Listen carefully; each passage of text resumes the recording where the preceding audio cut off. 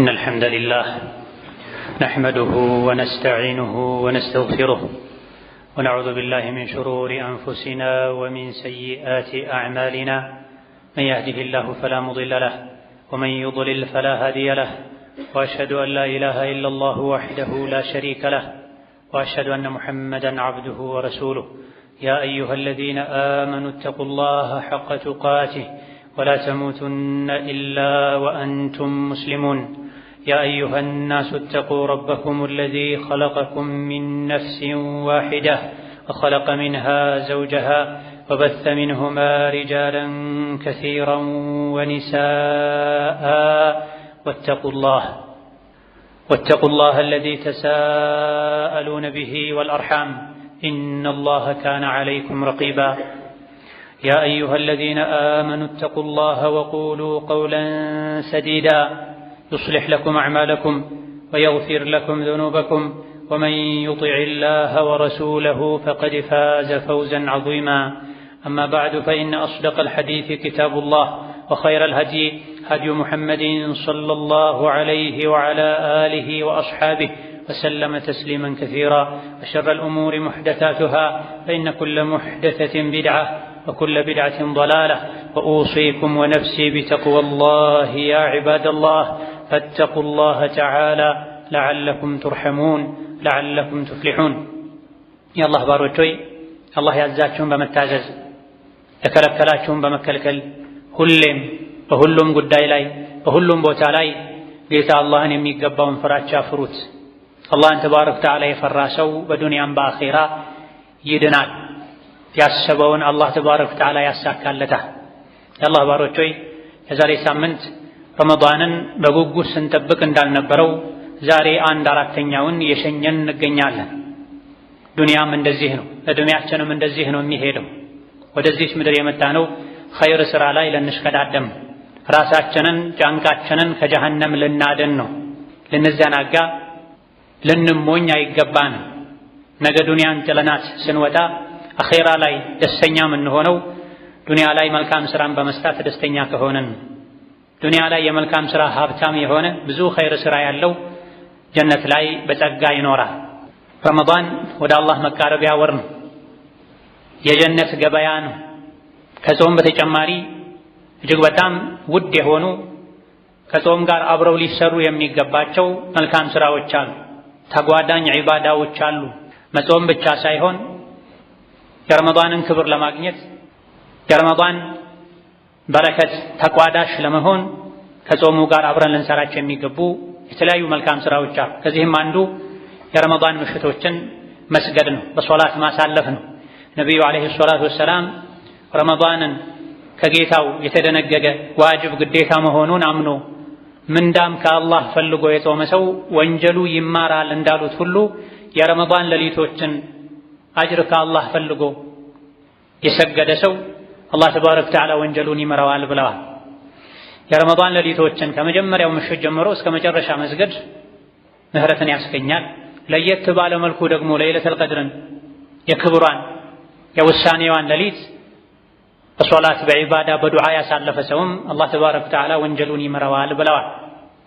የረመዳን ምሽቶችን ሰግዷል የሚባለው አንድ ሰው ቢያንስ ተራዊህ ሲሰግድ ነው። ከሙስሊሞች ጋር በአቅራቢያው በሚገኝ በአካባቢው ባለ መስጅድ የነቢዩን ሱና በጠበቀ መልኩ ተራዊህ የሰገደ ሰው የረመዳን ምሽቶችን ሰግዷል ይባላል። በዚህ ወንጀሉ ይማርለታል። የቻለ ሰው ቤት ከተመለሰ በኋላም ከስሑር በፊትም ዐሽረ ለዋኺር ላይ የሚሰገደው ተሐጁድ ቅያምም ጭምር በማብዛት የአላህን ምህረት የምናገኝባቸው መንገዶችን አጋጣሚዎችን ልናበዛ ይገባናል። ሁሉም እንደ አቅሙ፣ አላህ ከአቅም በላይ አያዝም። ሱና ነው ተብሎ የምሽት ሶላት ረመዳን ላይ መጥቶ የለበትም። እንደ ዋጅብ በመቁጠር ደግሞ በዛ ልክ የሚያመው ሰው መቸገርም የለበትም። ያቃተው ሰው ቁጭ ብሎ መስገድ ይችላል። ሙሉን ያልቻለ ሰው በትክክል የማይችል ሰው የተወሰነ ሰግዶ ቀሪውን ቤት ቁጭ ብሎ መስገድ ይችላል። ለኸይር ያለንም ፍላጎት ልናሳይ ይገባናል። ይህ ከመሆኑ ጋር እጅግ በጣም ብዙ ሰዎች ትንሽ ደክመው ምህረት ከማግኘት የጀነት ባለቤት ከመሆን ይልቅ ኢሻ ሰግደው ብቻ የሚሄዱ ለኢሻም ወደ መስጅድ የማይገቡ እረፍትን የሚያስበልጡ ሰዎች አሉ። ዱንያ ላይ እረፍትን የመረጠ አኺራ ላይ አያርፍም። ዱንያ ላይ የለፋ የደከመ በኸይር ስራ አኺራ ላይ ያርፋል። ሞት ወደኛ እየመጣ ነው። መቼ እንደምንሞት አናውቅም። በሽተኛም ይሞታል፣ ጤነኛም ይሞታል፣ ወጣቱም ይሞታል፣ አዛውንቱም ይሞታል። ከአላህ በስተቀር የማይሞት ማንም የለም። መቼ እንደምንሞት ማናችንም አናውቅም። ስንሞት ደስ እንዲለን፣ ቀብር ስንገባ ቀብራችን እንዲሰፋ ኑር እንዲሆን ወጣቱም አዛውንቱም ባለጉዳዩም ክፍት ሰዓት ያለውም ሁሉም ኸይር ስራ ላይ ብርቱ ሊሆን ይገባል። የተዘናጋ የተሸነገለ ኸይርን ለነገ ብሎ ያሳደረ ሲሞት ይቆጨዋልና ረመዳን አያሙ ማዕዱዳት አላህ እንዳለ ውስን ቀኖች ናቸው። እነዚህ ውስን ቀኖችን ውስን ሌሊቶችን ኸይር ስራ ላይ በርትተን ስሜታችንን አሸንፈን ድካምና እንቅልፋችንን ተቋቁመን በዒባዳ ልናሳልፍ ይገባናል። ሙእምን መቼም ኸይር አይጠግብም። እስኪሞት ድረስ ኢማን ያለው ሰው የአኼራ ጉዳይ የሚያሳስበው ሰው ለምን እንደተፈጠረ የሚያውቅ ሰው ሁሌ ለኸይር ይሽቀዳደማል፣ ይፎካከራል እንጂ ቀን ከጾምክ ይበቃኛል አይልም። ሙእምን የተኛው ኸይር ስራ እንደሚያድነው አያውቅም። የተኛውን ስራ አላህ እንደሚቀበለው አያውቅምና እቺ ትሆናለች ልታድነኝ የምትችለው እቺ ትሆናለች ያለ ኸይርን ሁሌም ይጨምራል እንጂ በትንሽ ነገር አይብቃቃም። ረመዳን ላይ መልካም ስራ ከሚባሉ የዒባዳ አይነቶች አንዱ ለጋስ መሆን ነው፣ ማብላት ማጠጣት ነው። አላህ ተባረከ ወተዓላ ደጋግ ባሮቹን ሲገልጽ ለጀነት የተዘጋጁ እድለኞችን መገለጫቸውን ሲነግረን ወዩጥዒሙነ አጥዓመ ዐላ ሑቢሂ ምስኪነን ወየቲመን ወአሲራ ኢነማ ኑጥዒሙኩም ሊወጅሂላህ ላ ኑሪዱ ሚንኩም ጀዛአን ወላ ሹኩራ እንደሚሉ ነግሮናል። የጀነት ሰዎች የአላህ ባሮች ምግብን ለራሳቸው የወደዱት እየፈለጉት ያበላሉ።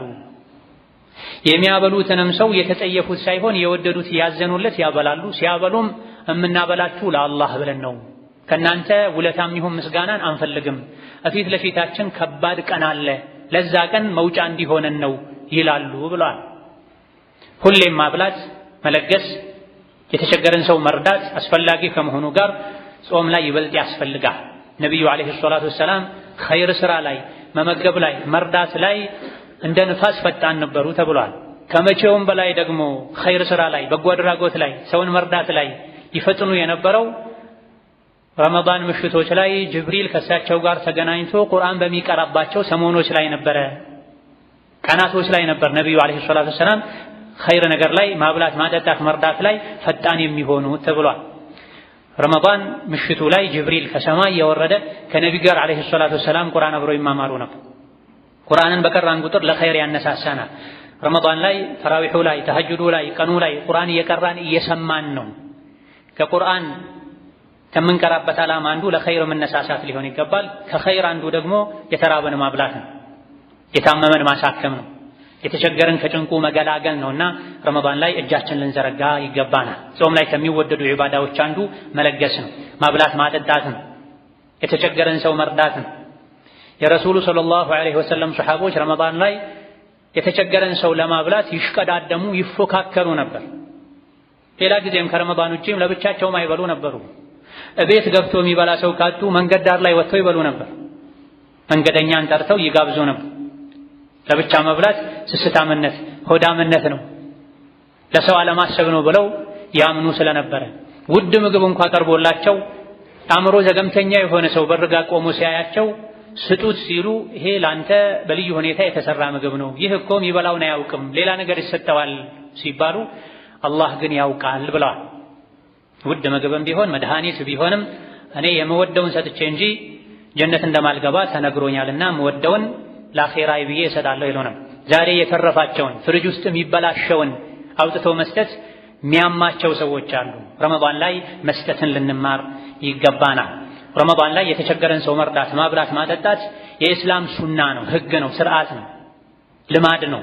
ይሄን ልማድ ልናስከትል ልናስፋፋው፣ ለልጆቻችን ልናወርስ ይገባናል። በተለይ ባለንበት ጊዜ ችግር በዝቷል፣ ስራ ጠፍቷል፣ ኑሮ ተወዷል። ከዙሪያችን ያሉ ሰዎች አፍረው እርዳታ መጠየቅ ከብዷቸው ጾማቸውን ውለው ጾማቸውን የሚያድሩ ሊኖሩ ይችላሉና ረመዳን ላይ ሁሉም እንዳቅሙ ሸሪዓ የሚለው የአንድ ሰው ምግብ ለሁለት ሰው ይበቃል፣ የሁለት ሰው ለአራት ሰው ይበቃል ነውና የሚለው ራስ ወዳድነትን በመቀነስ ከዙሪያችን ያሉ ሰዎችን በተለይ ያለኛ አስታዋሽ ረዳት የሌላቸው ሰዎችን ልንረዳ ይገባናል። ጾም ላይ ተወዳጅ ዒባዳ ነው። ነቢዩ ዓለይሂ ሰላቱ ወሰላም ጾም ላይ ማብላትን አበረታተዋል። ስለ ረመዳን ትሩፋት ሲዘረዝሩ ረመዳን ላይ ጾመኛን ያስፈጠረ ሰው ያስፈጠረውን ሰው ያክል አጅር አላህ ይሰጠዋል ብለዋል። ጾመኛን ያበላ ሰው 10 ጾመኛ ካበላ አንድ ሰው የ10 ሰው አጅር አላህ ይሰጠዋል። የእሱን አጅር ምንም ሳይቀንስበት የጾሙን ብቻ አጅር ሳይሆን የሶላቱን፣ የቁርአኑን፣ የዚክሩን፣ የዱዓውን ያስፈጠርነው የመገብነው ሰው የሰራውን ዒባዳ ሙሉ አጅር አላህ ይሰጠናል ከሱ አጅር ምንም ሳይቀንስ። ጾመኛን ማስፈጠር ማለት ፍጡር ሰዓት ላይ ቴምርና ውሃ ማቅረብ ብቻ አይደለም። ሳምቡሳና ብስኩት መስጠት ብቻ አይደለም። በርካታ የሐዲስ ሊቃውንት ይሄን ሐዲስ ሲፈስሩ በረመዳን ወር ውስጥ በቀንም ይሁን በማታ ማንኛውንም አይነት ሰውን የማብላት የማጠጣት ሥራ መስራት ይሄ ሐዲስ ውስጥ ይገባል ብለዋል። ምን ቢያጣ አንድ ሰው በውሃና በቴምር አንድን ሰው ካስፈጠረ አላህ አጅር ይሰጠዋል።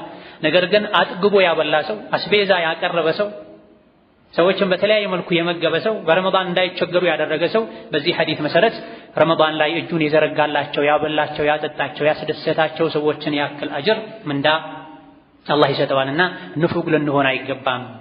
ስጥ፣ የዓርሹ ባለቤት ያጎርልብኛል ብለህ አትፍራ ተብሏል። በየቀኑ መላእክቶች ወርደው ለሚሰጥ ስጠው፣ ለሚይዝ ለሚሰስት ያዝበት ይላሉ ተብሏል። አንዳንድ ሰዎች ብዙ ሰዎች ሀገራትን ሊያስተዳድር የሚችል ሀብት ያላቸው የተቸገረ ሰው ካጠገባቸው ሲወድቅ እንኳን ያዩ ያነባ ሲጠይቃቸው እጃቸውን ኪሳቸው ማስገባት የሚከብዳቸው ሞት የሚመስላቸው ሰዎች አሉ። በዚህ መልኩ ስስታም መሆን ሸይጣንን ያስደስታል፣ አላህን ያስቆጣል። አላህ የሰጠን ልንሰጥም ጭምር ነው፣ ራሳችን ልንበላ ብቻ ሳይሆን። ረመዳን ላይ ከሚወደዱ ዒባዳዎች ሌላኛው መስጂድ መቀመጥ ማብዛት ነው። የረሱሉ ሰለላሁ ዐለይሂ ወሰለም ሰሐቦች ሲጾሙ መስጂድ መቆየት ያበዙ ነበር። አቡ ሁረይራ እንዳሉት እሳቸውም ተማሪዎቻቸውም ረመዳን ላይ አብዛኛውን ጊዜ ሲጾሙ ከመስጂድ አይወጡም ነበር። እሳቸው ብቻ ሳይሆን ከእሳቸው በፊት የነበሩ ሰሐቦችም ይሄን ያደርጉ እንደነበረ፣ መስጂድ መቆየትን ሲጾሙ ያበዙ እንደነበረ ተናግረዋል። ከእሳቸው በኋላ የነበሩ ታቢዒዎችም ደጋግ ቀደምቶችም ጾመኛ ሲሆኑ ካልተገደዱ በስተቀር ከመስጂድ አይወጡም ነበር። ስለዚህ ረመዳን ላይ ከሚወደዱ የጾምን ምንዳ ከሚያሳድጉ ዒባዳዎች አንዱ መስጂድ መቆየት ማብዛት ነው። ይሄም አንድ ጾምን ለመጠበቅ ነው። ጾም ስስ ነው፣ ይጎዳል። ነቢዩ ዓለይሂ ሰላቱ ወሰላም ጾም ጋሻ ነው ብለዋል። ከወንጀል ይከለክላል ዱንያ ላይ፣ ከጀሃነም እሳት ያድናል አኺራ ላይ። ጾም በጋሻ የተመሰለው ጋሻ ጥንቃቄ ስለሚያስፈልገው ነው። ጾም ጋሻ የሚሆነው በሐሜት በውሸት በመሰል ነገሮች ጋሻውን ካልበሱት ነው ብለዋል ደጋግ ቀደምቶች።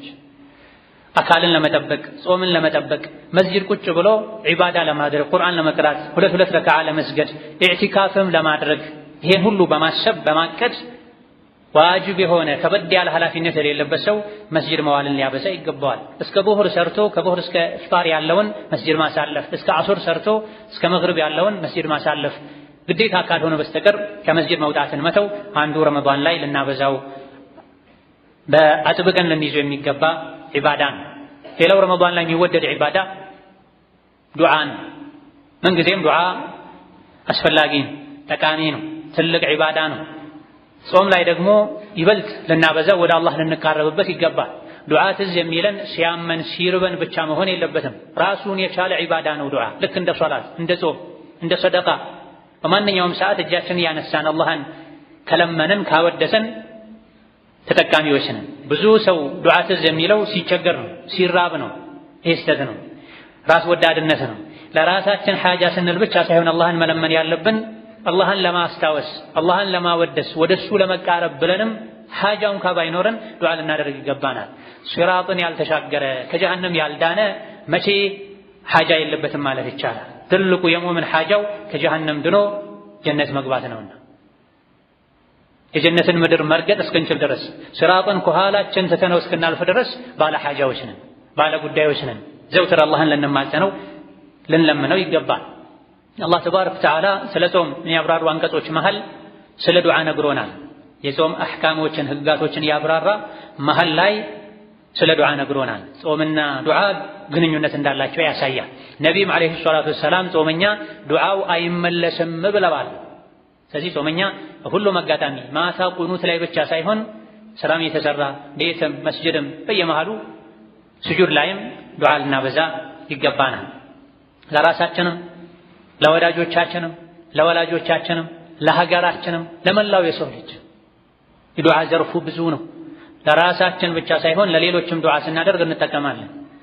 በባህረል ገይብ አጠገቡ ለሌለ ሰው አስቦ ለወንድሙ ለእህቱ ተጨንቆ ዱዓ ያደረገ ሰው ለወንድምህ ለእህትህ ያደረከውን አይነት ጥቅም መልካም ነገር ላንተም ይላል መላኢካ ራሱ ላይ ቆሞ ብለዋል ነብዩ ሰለላሁ ዐለይሂ ወሰለም። ወከዛሊክ ረመዳን ላይ ልናበዛቸው ከሚገቡ ዒባዳዎች አንዱ ቁርአን መቅራት ነው። አላህ ተባረከ ወተዓላ ቁርአንና ረመዳንን አስተሳስሮታል፣ አያይዞታል። ሸህሩ ረመዳን الذي أنزل فيه القرآن ቁርአን አንድ ብሎ መውረድ የጀመረው ረመዳን ላይ ነው። ረመዳን ላይ ቀንም ማታም ቁርአንን መቅራት ማዳመጥ ማብዛት ይወደዳል። ነብዩ አለይሂ ሰላቱ ወሰላም ከጅብሪል ጋር ማታ ማታ ቁርአንን ይማማሩ ነበር። ሰሐቦችም ታቢዒዎችም ረመዳን ላይ ቁርአንን ያበዙ ነበር። በአንድ ቀን እንኳን ደጋግመው የሚያختሙ ነበሩ። ቢያንስ ሙእምን በየወሩ አንዴ ማختም አለበት። ረመዳን ላይ ቢቻል በየ3 ቀኑ በየ5 ቀኑ በየ7 ቀኑ መختም አለበት። ምን ቢያቅተው ሙስሊም ረመዳን ላይ አንዴ ማختም አለበት። የተቸገረም ቢሆን 30 ጁዝ ማختም የማይችል ሰው የሚችላቸው ሱራዎችን መደጋገም አለበት። ጭራሽ መቅራት የማይችል ሰው ማድመጥ ማብዛት አለበት። ቁርአን በረካው ኸይሩ እጅግ በጣም የበዛ ነው። እውነተኛ የአላህ ባሮች አንዱ መገለጫቸው ቁርአን መቅራትን ያበዛሉ፣ ያዘወትራሉ። አላህ ተባረከ ወተዓላ ቁርአን እንድንቀራ አዞናል፣ ነቢይን አዟቸዋል። ወአነ አትሉል ቁርአን ቁርአን እንድቀራ ቁርአንን እንድከተል አላህ አዞኛል ይላል። ወረቲል ቁርአነ ተርቲላ ቁርአንን አሳምረህ መቅራትን ቅራው ብሏቸዋል ነቢይን አለይሂ ሰላቱ ወሰላም። ይህ ትእዛዝ ለእሳቸው ብቻ ሳይሆን ለእኛም ጭምር ነው። ቁርአንን አዘውትረው የሚቀሩ ህጉን የሚተገብሩ ባሮቹንም አላህ አመስግኗል። ኢነል ለዚነ የትሉነ ኪታበላህ ወአቃሙ ሰላተ ወአንፈቁ ሚማ ረዘቅናሁም ሲረን ወዐላኒያ የርጁነ ቲጃረተን ለን ተቡር ሊወፊየሁም ኡጁረሁም ወየዚደሁም ሚን ፈድሊህ ኢነሁ ገፉሩን ሸኩር ይላል። እነዚያ ቁርአንን የሚቀሩ የሚያነቡ ህጉን የሚከተሉ ሶላት የሚሰግዱ በገሃድም በሚስጥር ከሰጠናቸው ቀንሰው የሚሰጡ አላህ ተባረከ ወተዓላ ማይከስር ሀብትን ይሰጣቸዋል፣ ትልቅ ምንዳን ይመነዳቸዋል። ከሰሩት ስራ በተጨማሪም እጥፍ ድርብ አድርጎ ይመነዳቸዋል ብሏል።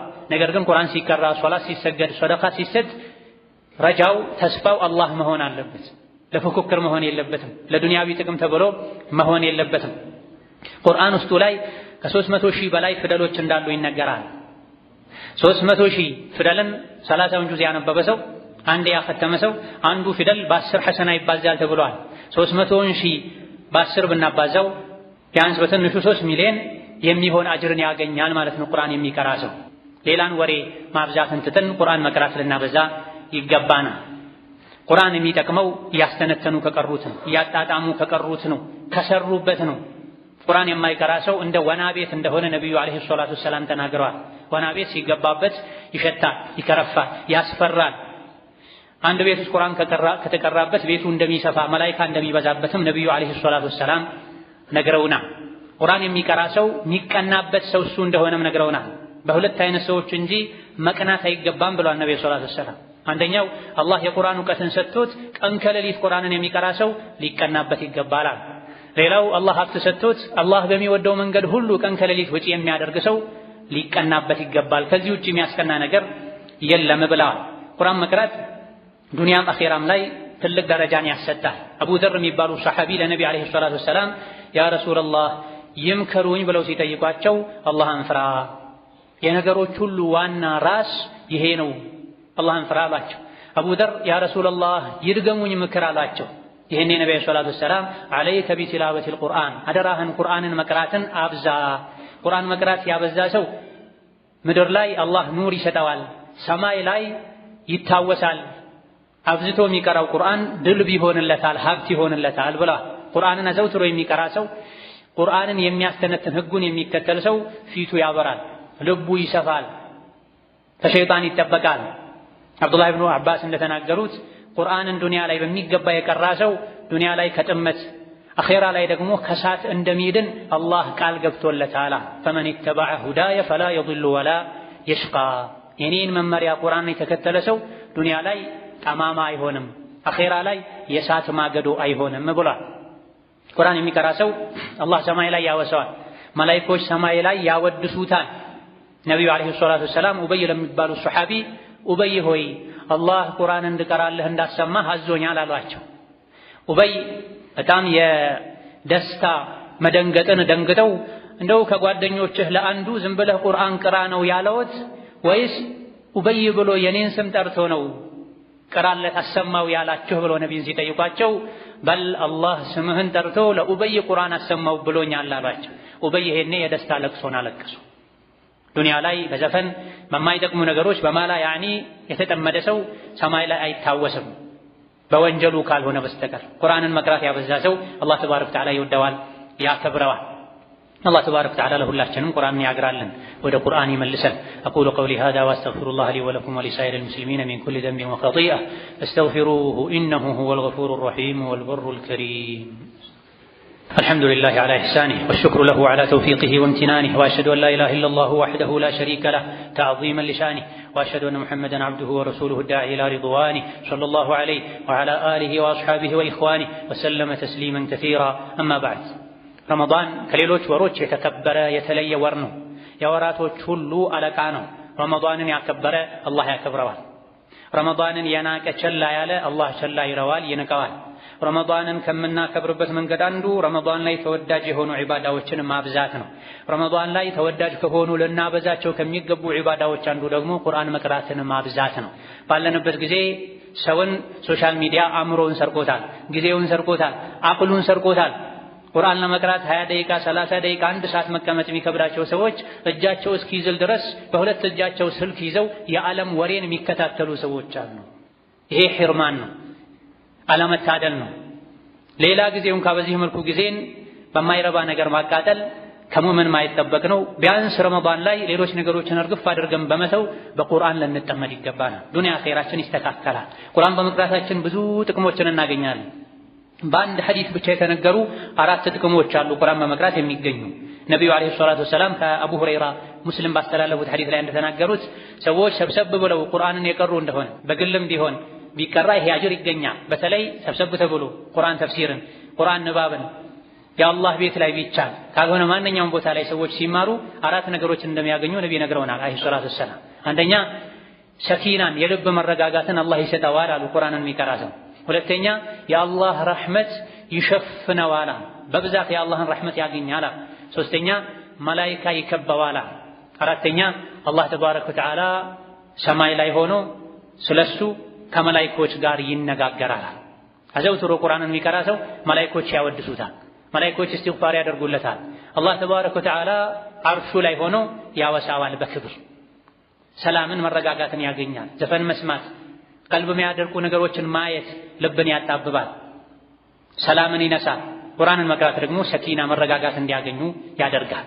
ቁርአን በመቅራታችን ኃያሉ አዛኙ አላህ ያስታውሰናል። ቁርአንን በመተዋችን አላህ ተባረከ ወተዓላ እንደተተወ እንደተረሳ ነገር ያደርገናል። ይህን የሸይጣን ይጠጋናል።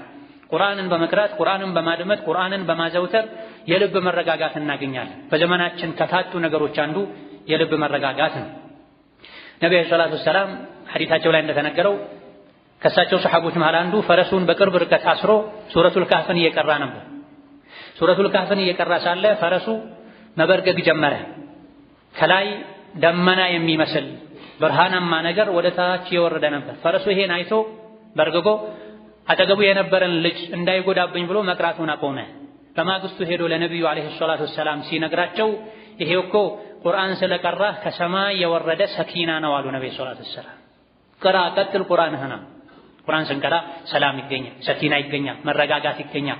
ዛሬ ላይ በስልኩም በኮምፒውተሩም በቴሌቪዥኑም የሚሰማው የሚደመጠው መንገድ ላይም ታክሲ ላይ የሚበዛው ቀልብ የሚያደርግ ዘፈን ነው።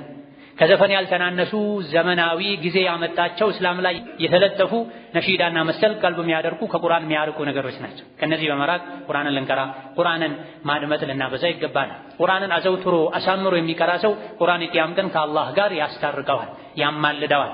ነብዩ ሰለላሁ ዐለይሂ ወሰለም ቁርአንን ቅሩ፣ ቁርአንን አዘውትሮ ይቀሩ የነበሩ ሰዎች የቂያም ቀን ቁርአን ከአላህ ጋር ያስታርቃቸዋል ብለዋል። ወከዛሊክ ቁርአን ዱንያ ላይ አዘውትሮ ይቀራው ይተገበረው ለነበረ ሰው እንደሚከራከርለት ወደ ጀነት እንደሚወስደው ነብዩ አለይሂ ሰላቱ ወሰላም ተናግረዋል። ቁርአን የቀራን ሰው አላህ ተባረከ ወተዓላ ዘንድ ቁርአኑ ራሱ ቆሞ ውደደው፣ በሱ ደስተኛ ሁን፣ ሸልመው ብሎ እንደሚሟገትለት እንደሚከራከርለትም ነብዩ አለይሂ ሰላቱ ወሰላም ተናግረዋል። ከአብዱላህ ብን መስዑድ እንደተነገረው ቁርአን የአላህ ግብዣ ነው አሉ። ማንኛውም ግብዣ ያዘጋጀ ሰው ሰዎች ሲጋበዙለት ደስ ይለዋል። ቁርአን የአላህ ግብዣ ነውና የአላህን ግብዣ አትተው ብለዋል። ቁርአንን ልንተው አይገባንም። ቁርአን መቅራት፣ መማር፣ መሐፈዝ፣ ልጆቻችንን ማስቀራት ልናበዛ ይገባናል። በሌላ ንግግራቸው አብዱላህ ብን መስዑድ ልቦች መያዣ ናቸው፣ ዕቃ ናቸው አሉ። ልባችሁን በቁርአን ሙሉታል። ልብ በቁርአን ካልተሞላ በሌላ ነገር መሞላቱ የማይቀር ነው። ወደ ቁርአን ልንመለስ፣ እንደ አቅማችን ቁርአን ልንቀራ፣ ልንሐፍዝ፣ ልንወደው፣ ልንናፍቀው፣ ልንጓጓለት። መቅራት የማይችል ሰው ለመቅራት ጥረት ሊያደርግ ልጆቹን አስቀሩኝ ሊል ቤት ውስጥ ቁርአን እየተከፈተ መንገድ ላይ ቁርአን እየተከፈተ ስንጓዝ ማድመጥን ልናበዛ ይገባናል። ቁርአን የምላስ ዒባዳ ነው መቅራቱ፣ መማሩ፣ ማስተማሩ።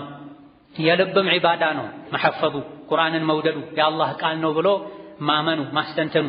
የአካላትም ዒባዳ ነው ቁርአንን መቅራቱ፣ መማር፣ ማስተማሩ፣ ቁጭ ብሎ ለቁርአን ጊዜ መስጠቱ። ከዛ በላይ ደግሞ ቁርአንን በአካላት መተግበሩ፣ ቁርአን የከለከለን መከልከሉ፣ ያዘዘንን መታዘዙ የቁርአን ዒባዳ ነው። አንድ ሰው ቁርአን ሲቀራ ልቡም፣ አካሉም፣ ሰውነቱም፣ ጊዜውም ጉልበቱም ጭምር በቁርአን ላይ በመዋሉ ድርብርብ አጅርን ያገኛል ማለት ነው። ቁርአን የሞተ ልብን የሚቀሰቅስ ነው። ተራራዎች ላይ ቢወርድ ቁርአን ተራራን ይንድ እንደነበር አላህ ነግሮናል። ከመሆኑም ጋር ግን ቁርአን ልባችንን ያንቀሳቀሱ አይደለም። ጂኖች እንኳን ቁርአንን ሰምተው እንደተገሰጹ እንዳመኑ ነግሮናል። ለምንድን ነው እኛ ቁርአን እየሰማን ማንገሰጸው? ለምንድን ነው ለቁርአን ማንጓጓው፣ ቁርአን ማንወደው ካለን ዋነኛው ምክንያት የወንጀል መብዛት ነው፣ የቀልብ መድረቅ ነው፣ አኼራን መርሳት ነው። ከዚህ በሽታ ለመውጣት ቁርአን መድኃኒቴ ነው፣ ስንቄ ነው፣ ምግቤ ነው፣ መጠጤ ነው ልንል ይገባን። ያለ ቁርአን እርቃን ነኝ፣ ያለ ቁርአን ሙት ነኝ፣ እኔ እንደ ሞተ ሰው ነው የምቆጠረው ብለን በሙሉ ልባችን ጊዜያችን ለቁርአን ሰጥተን ልጆቻችን የቁርአን ውዴታ እንዲኖራቸው ልናደርግ፣ ቢያንስ ረመዳን ላይ ከቁርአን ጋር ልንታረቅ፣ ተራዊህ ሲሰገድ ቁርአንን ለማድመጥ ልንጓጓ ይገባን። ቁርአን የአላህ ቃል በመሆኑ ልንሰማ ይገባን። አንዳንድ ሰዎች ቁርአን የሚሰሙት በጥሩ ድምፅ ከተቀራ ነው። በጥሩ ድምፅ ካልተቀራ ቁርአን አይመስላቸውም። ይሄ ጅህልና ነው፣ አላዋቂነት ነው። ቁርአን በቁርአንነቱ የአላህ ቃል በመሆኑ ብቻ ሊገስጸን ይገባል። በጥሩ ድምፅ ከተቀራ ቁርአን ይመስለኛል፣ በጥሩ ድምፅ ካልተቀራ ቁርአን አይመስለኝም የሚል ሰው የቁርአን ምንት ያልተረዳ ሰው ነው። ቁርአን በምንም መልኩ በየትኛውም ድምፅ ቢቀራ ልብ ሰጥተን ልናደምጥ፣ ልንወድ፣ ልንከታተል፣ ተፍሲሩን ልንማር ይገባናል።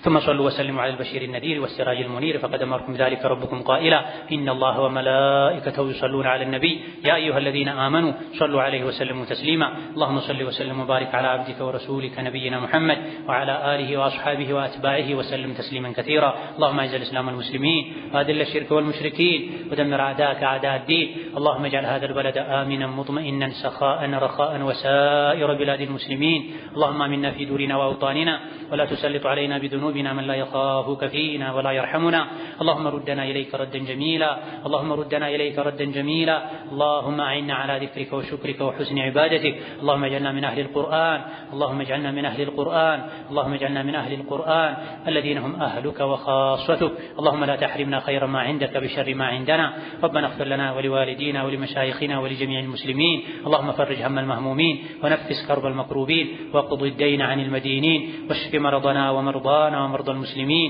برحمتك يا أرحم الراحمين آمين والحمد لله رب العالمين.